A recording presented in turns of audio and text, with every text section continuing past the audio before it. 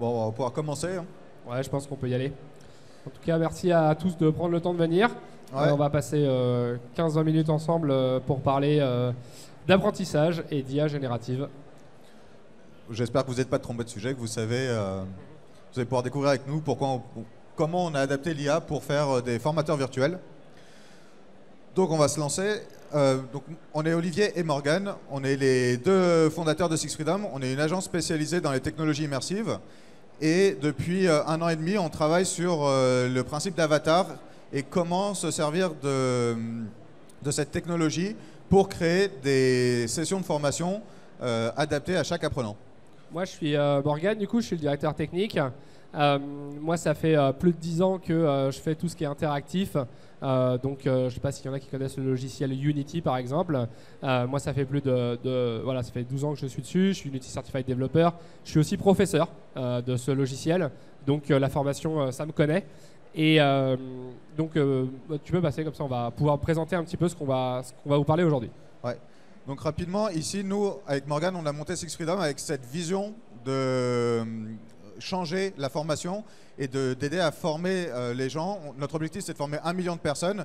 Et donc, on teste plein de formations et plein de modules technologiques pour former les gens. Et donc, l'idée, là, c'est de vous présenter comment l'IA s'intègre à ces médias de formation. Donc là, on a rassemblé, on voulait vous présenter d'abord les 10 grands médias de formation que l'on peut voir. Donc, vous les connaissez très certainement. Il y a les LMS, la formation en réalité virtuelle, réalité augmentée, toute la partie plateforme de micro-learning, le mobile learning, etc.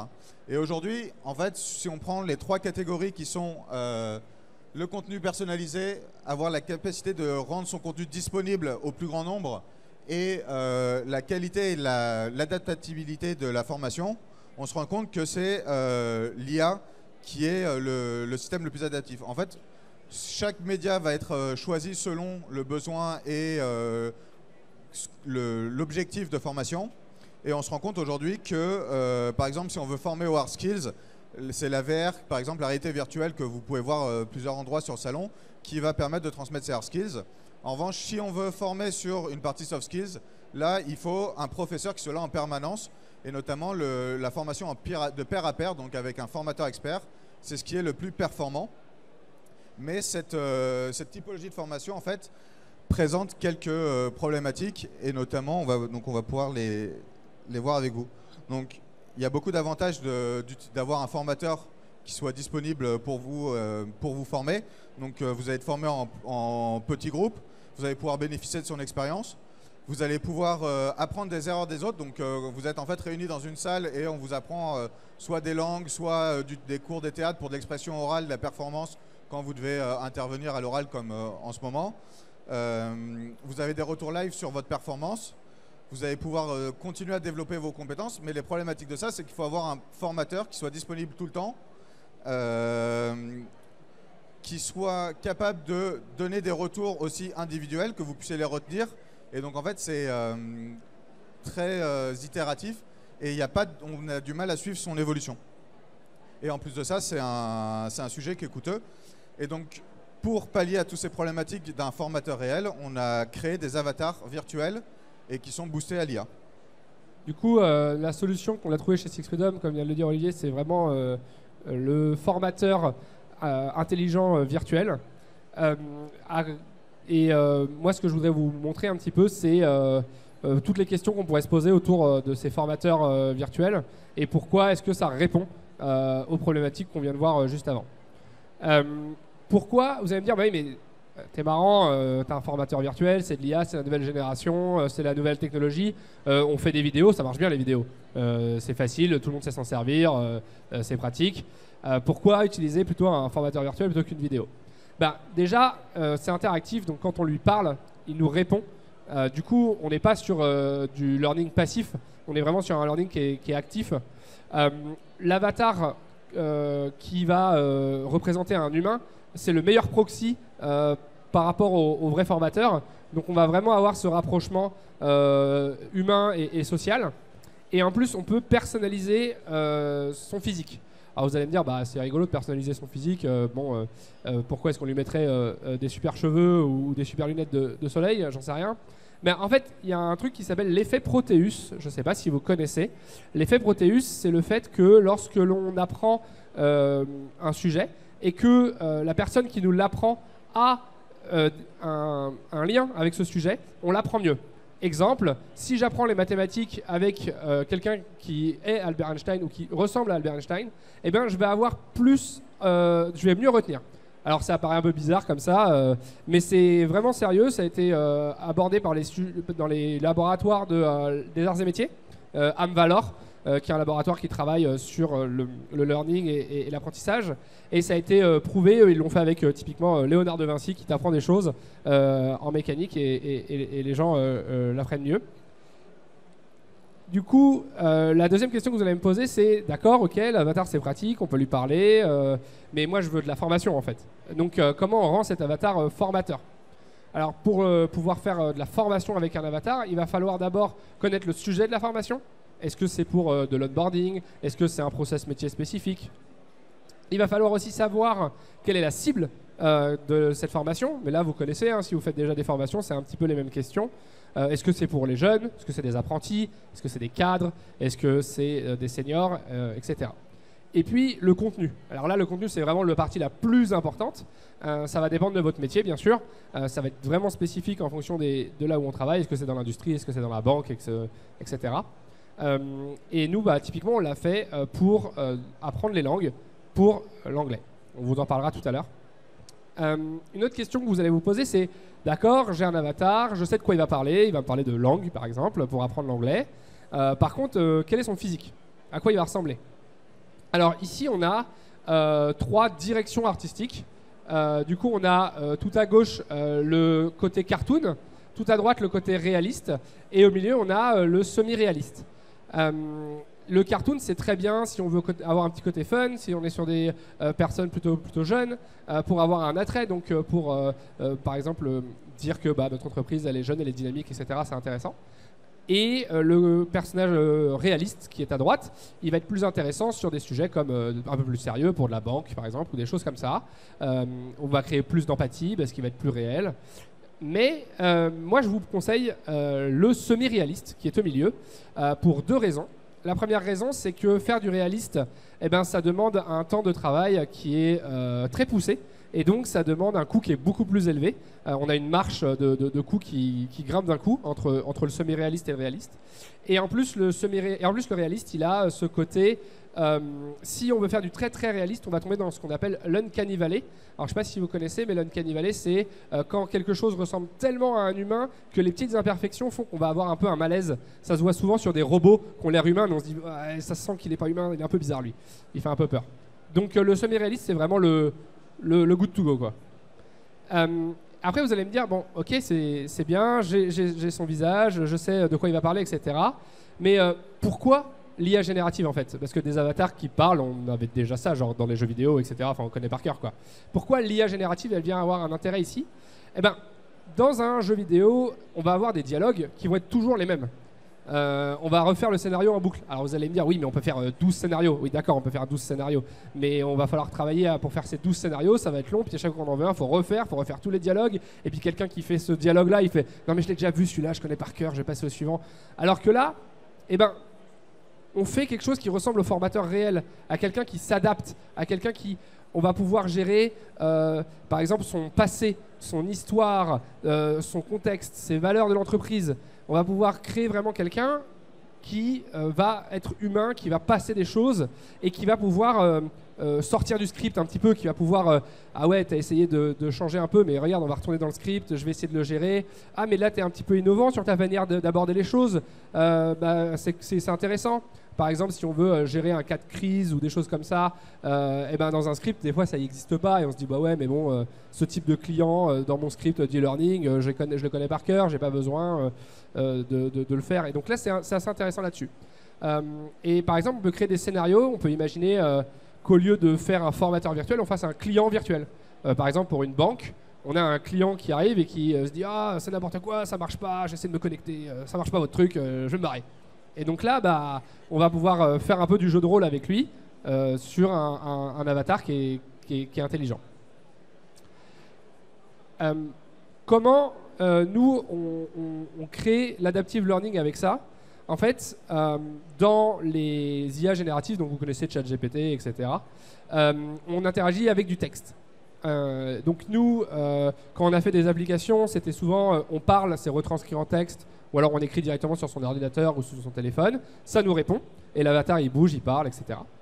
Et ce qui se passe, c'est que comme tout est en texte, ben, j'ai toute la transcription. Et comme j'ai toute la transcription, ben, ça me fait une sorte de mémoire. Et je peux avoir mon avatar qui revient 3 jours plus tard et qui fait « Ah mais il y a 3 jours, on a parlé de ça, comment tu t'en souviens ou pas ?»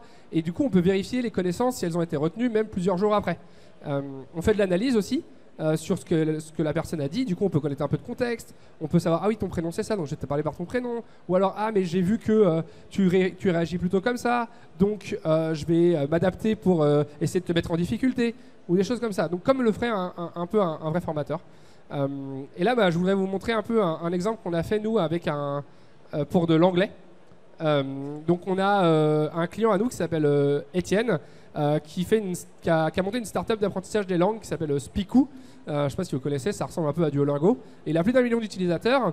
Et dans son application, on peut apprendre tout ce qui est le vocabulaire, la grammaire, des choses comme ça en anglais.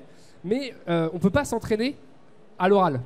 Et donc il est venu nous voir, nous Sixprism, en disant bon bah voilà, j'ai mon appli où on peut apprendre l'anglais, mais j'aimerais bien que mes élèves ils apprennent à l'oral aussi à s'entraîner. Donc on lui a fait un logiciel pour ça, où on a fait du free talk. Donc en fait on peut parler avec l'avatar pour s'entraîner à parler anglais et puis il nous répond, etc. On a fait aussi des discussions scénarisées. Par exemple il dit bon alors on va imaginer que là je suis barista et tu vas essayer de commander un café. Et du coup bah, tu essayes de commander un café en anglais et puis on voit ce qui se passe. Et puis aussi des exos. Il fait dire bon bah alors là on va faire du vocabulaire, je vais te donner des mots, il va falloir les replacer dans des phrases ou des choses comme ça. Et puis comme les exos sont dans sa mémoire, il se rappelle des fautes qu'on a fait, il se rappelle des fautes de grammaire, il se rappelle des fautes, etc. Il se dit ah mais attends, je sais que tu as fait des fautes là-dessus, viens on fait un exercice sur ça plutôt, comme je sais que tu te trompes souvent. Donc ça c'est vraiment pratique. Donc je vais vous montrer un peu à quoi ça ressemble réellement. Alors j'espère que... Attends, c'est bon, j'ai réussi à lancer la vidéo. Hello, I am Bud, your new English teacher. I am here to help you practice and achieve your goals. I want to practice my speaking skills today. Let's chat. Of course. How are you doing today? I am doing good, thank you. I have been spending quite a bit of time with my friends lately, and we did plenty of activities. That's great. What did you do? Well, this weekend we went to an ice rink, and the one before that to the cinema. What are your favorite activities on the weekend? I really like cinema as well. And I also really enjoy reading. Donc on voit qu'on peut le faire à l'oral, mais aussi en texte, si on est dans un environnement où on ne peut pas forcément parler à voix haute. Et là, on a un notebook de toutes les phrases qu'on a dit en anglais et en français. Comment dis-tu? Et du coup, il va nous demander de le traduire et d'apprendre un peu des apprentissages sur des textes qu'on a déjà vus ensemble, parce que c'était nos discussions précédentes. Oui, bravo. C'est ça. Maintenant, comment dis-tu?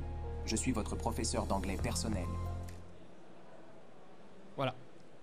Et pour ceux qui sont intéressés un petit peu par la tech, moi je suis le directeur technique, donc ça me plaît, je vais en parler un petit peu. Comment on fait tout ça? Du coup, pour le formateur virtuel en lui-même, pour le personnage, nous on a fait un kit de développement, ce qu'on appelle un SDK, avec plein de cheveux, plein de têtes, plein de vêtements, etc. pour pouvoir faire vraiment le personnage qu'on veut assez rapidement. Après, si vous voulez un personnage personnalisé parce que vous voulez vous refaire vous et votre belle chevelure en avatar, c'est possible, mais ça va être du sur-mesure. Et en plus, ces avatars sont optimisés pour être sur mobile, dans le web, des choses comme ça. On n'a pas besoin d'avoir un ordinateur de gamer pour faire tourner ça, parce que je rappelle que ça ressemble un petit peu à un jeu vidéo quand même. On est loin de la vidéo. Et après, il y a les animations. Comment on fait les animations? Alors là, pour les animations, soit on les fait un peu en manuel, où on va déplacer les os du personnage et puis un petit peu comment il bouge son corps. Ou alors, on peut faire de la motion capture. Et donc là, on vient faire de la capture de mouvement comme au cinéma. On vient mettre des capteurs et puis on vient faire les mouvements exactement. On vient bouger dans son lieu de travail. Et ça peut permettre d'avoir un personnage qui se déplace, par exemple, dans un environnement de travail réel, qui vient prendre des objets, qui vient appuyer sur des boutons, qui vient récupérer des dossiers à des endroits, etc. Et puis, pour tout ce qui est le texte, pour qu'il puisse parler, eh bien, on va avoir tout ce qui est speech to text et text to speech. Aujourd'hui, il y a deux technologies qui existent pour créer de la voix. Il y a la synthèse vocale qu'on connaît tous, ça fait 20 ans, 30 ans que ça existe. On a des Siri à la maison, des Google Home, des Alexa qui utilisent ça, on connaît par cœur. Et il y a maintenant des outils de machine learning qui permettent de générer directement, on a du machine learning aujourd'hui qui génère du texte ou des images, vous connaissez, et maintenant il y a des machine learning qui génèrent des fichiers audio. Et donc il peut générer directement de la voix comme ça, ce qui permet de faire des choses assez folles en termes de qualité et en termes aussi de langue. Il permet de parler plusieurs langues, etc. Bon, ça a un coût qui est plus élevé que la synthèse vocale parce que c'est plus récent. Et après, pour tout ce qui est scénario et analyse, ça va être du ChatGPT ou des IA ou d'autres LLM. Donc les LLM, c'est les Large Language Models, donc c'est la technologie qui sert à faire ChatGPT. Mais on peut faire le nôtre. Bon, forcément, c'est un coût supplémentaire de développement parce qu'il faut aller faire le nôtre, mais ça se fait. Et donc, quels sont les autres usages qu'on peut avoir pour ces avatars? Donc il y a plein d'usages différents. Voilà les différents sujets sur lesquels on a travaillé. Donc de l'onboarding, par exemple, vous êtes un grand groupe avec beaucoup de filiales, des métiers très différents, très internationaux. Et c'est compliqué de comprendre et de s'appréhender tout ce que vous faites. Et donc là, l'idée, c'est que le nouvel arrivant a un avatar qui va lui permettre de lui donner de l'information sur le groupe, sur les consignes de sécurité, sur les règlements intérieurs, etc. et qui va l'amener petit à petit à connaître la nouvelle entreprise pour laquelle il travaille. On a aussi la partie formation soft skills. Aujourd'hui, on avait pas mal de projets de formation. Et la vraie complexité, c'est d'incarner le formateur. Par exemple, vous voulez faire une formation de prise de parole en télévision. Et ben en fait, aujourd'hui, il faut avoir un journaliste qui puisse répondre à vos questions. On avait fait un projet comme ça en 2021. Et en fait, la problématique, c'est que le seul moyen qu'on avait trouvé pour avoir un formateur virtuel, c'était de mettre un formateur réel avec vous dans votre formation en multijoueur. Et en fait, aujourd'hui, grâce aux avatars virtuels, on peut remplacer parce que la personne peut comprendre vos questions et avec intelligence pouvoir vous répondre et simuler ce journaliste. Donc pour les soft skills, pour formation à la vente, etc. Et enfin, formation métier technique. Comme on le disait Morgane tout à l'heure, former avec un avatar, ça va vous permettre il va pouvoir vous donner de la formation au bon moment. En fait, on suit ce que vous faites. Par exemple, vous devez apprendre à monter une aile d'avion. On a bossé sur un sujet comme ça sur le groupe d'AR, vous allez voir juste après. Donc l'idée, c'est d'apprendre toute une formation technique et l'avatar vient illustrer les choses que vous allez faire avec des vidéos, des images, du contenu et vous parler et répondre à vos questions au fur et à mesure de la formation. Et donc si vous voulez bien, on va vous présenter quelques projets qu'on a réalisés pour ces sujets-là. Hello, and welcome to provide you with personal protective equipment, such as high visibility vests. Donc là, c'est vraiment une première partie de la formation. C'est une formation d'onboarding pour un groupe industriel. Donc il y a des règles de sécurité. On va présenter l'histoire du groupe, on va présenter les règles de sécurité. On peut présenter un certain nombre de choses. Pedestrians always have the right of way over vehicles, whether going up or down. Always hold on to the safety handrail. Voilà, donc ça, c'est les règles d'or de sécurité pour le groupe. For your own safety is yourself. Thank you for following this virtual presentation.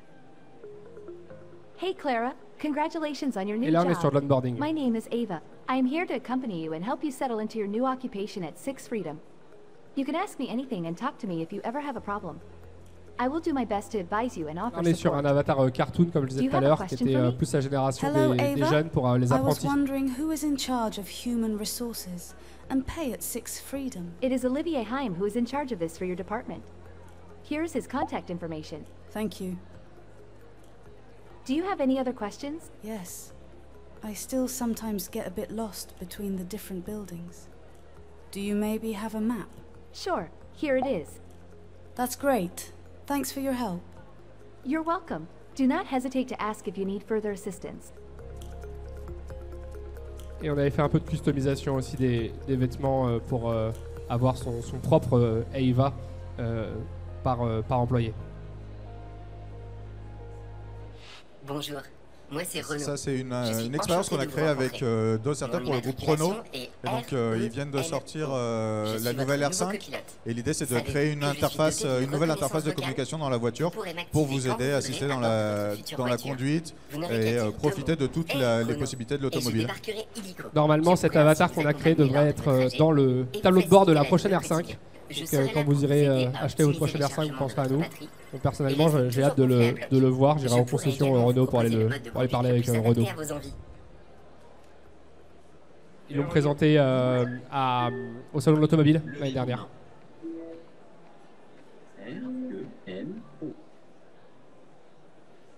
Merci beaucoup.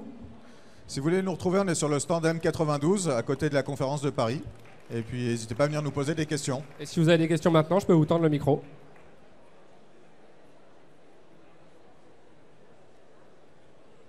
Merci beaucoup. Merci et puis bon salon.